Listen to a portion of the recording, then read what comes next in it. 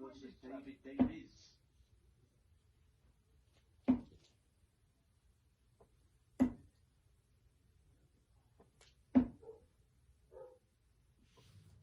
Hi, I'm Connor Williams, and in this vlog I will be discussing the topic of match fixing and betting within sports, whilst also applying the theoretical explanations to why match fixing may happen.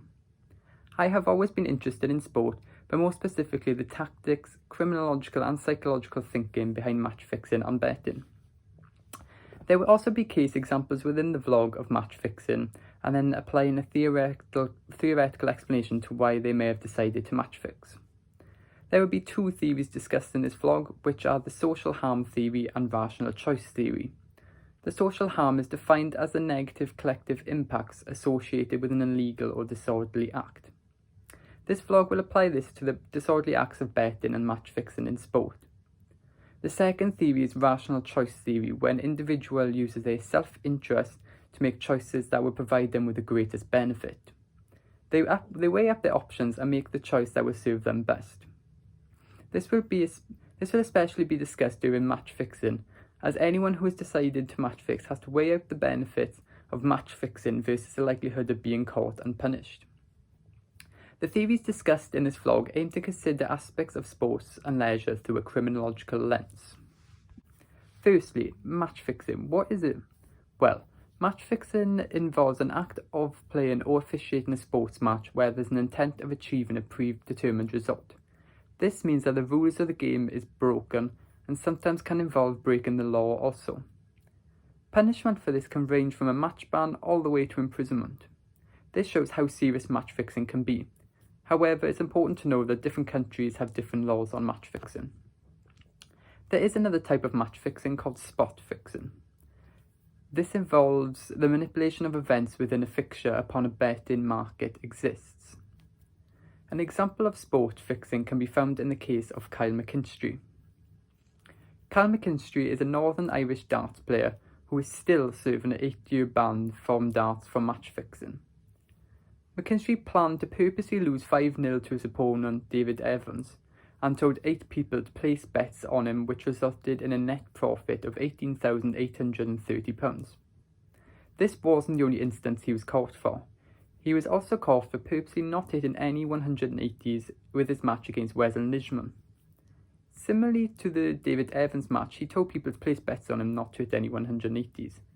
This resulted in multiple bets of £100 being placed on him to not hit any 180s, which he didn't. McKinstry received a ban for 8 years, whilst also receiving a fine just shy of £5,000. We can look at rational choice theory to maybe explain why McKinstry decided to match fix.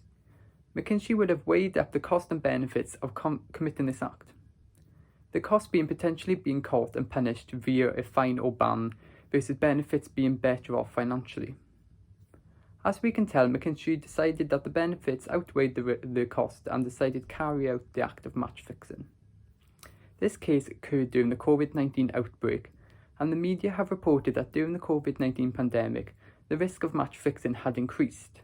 Therefore, looking at the rational choice theory, they would have weighed up the potential risk, which is reasonably low, in order to be financially better off, as during the COVID-19 pandemic, businesses and individuals financially struggled, which is why there was an increase in match fixing.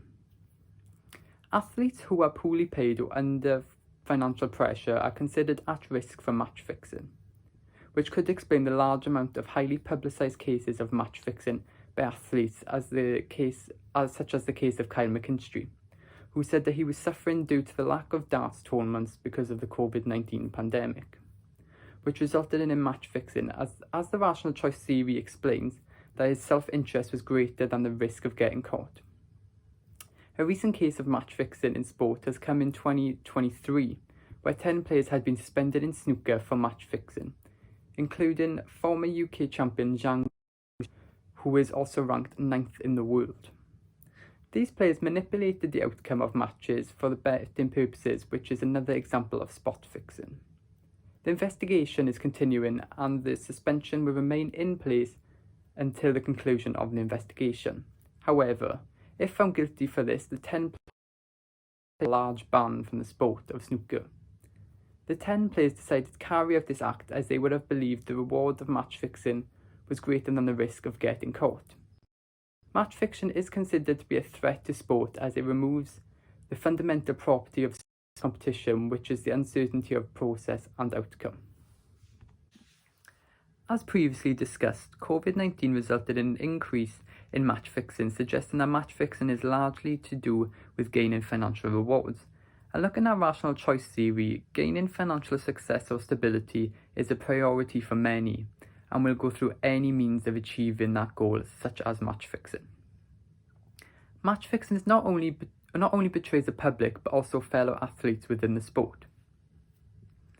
Gambling and betting are a huge part of sport, mainly for the fun of the spectator to boost the excitement of the match. Phrases such as "for the love of game" and "it matters more when there's money on it" are examples of gambling slogans predicated on the notion that gambling enhances the experience of watching sport. Betting is a huge part of the sporting community. Odds allow people to know who the favourites are for a tournament or match, whilst also tempting customers to have a punt or try their luck.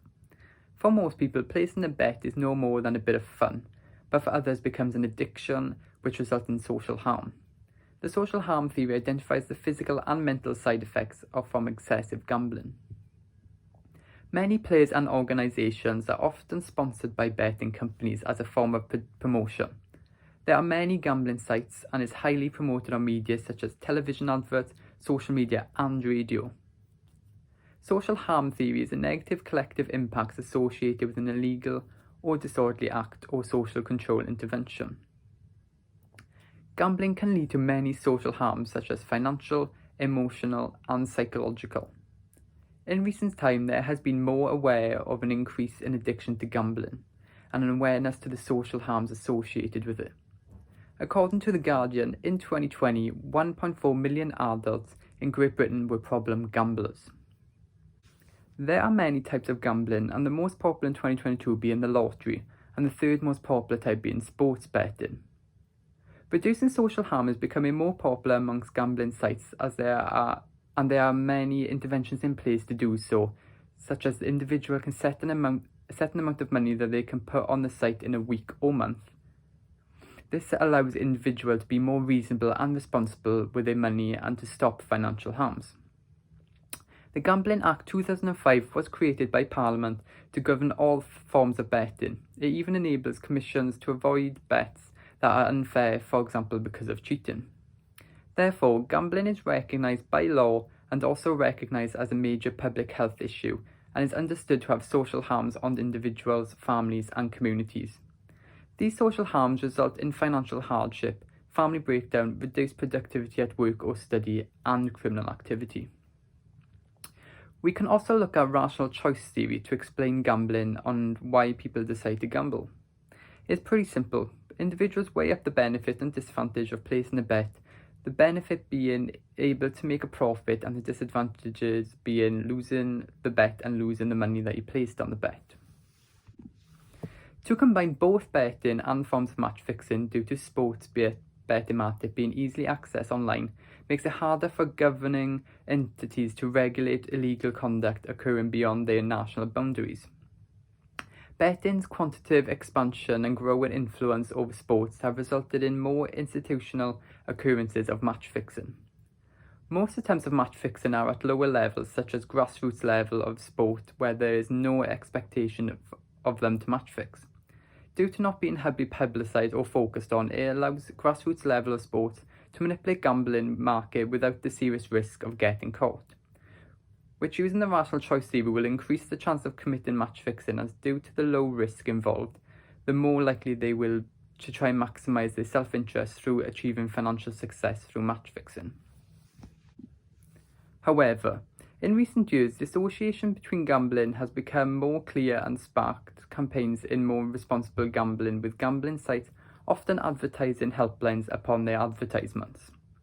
Not only does gambling addiction lead to mental health issues, but there are also physical side effects such as migraines, lack of sleep, increased blood pressure and reduced level of self-care.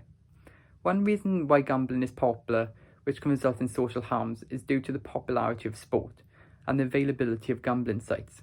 Gambling sites and sports seem to go hand in hand, as it's very common for people to place bets on large-scale tournaments, such as the Grand Slam, the Grand National, the World Cup of Football and Wimbledon. So, to summarise, this vlog introduces criminological theories to sport, which is a huge part of today's society. Gambling has increased dramatically in recent years, while also exposing more risks and harms as a result. Match fixing and gambling has seen an increase during the COVID-19 pandemic, which suggests that financial stability is the main reason why people gamble and match fix. The theories mentioned in this vlog were aimed to consider aspects of sport and leisure through a criminological lens. The press release which will follow will further discuss the theories in more detail to further explain the criminological side of sports and leisure. Thank you.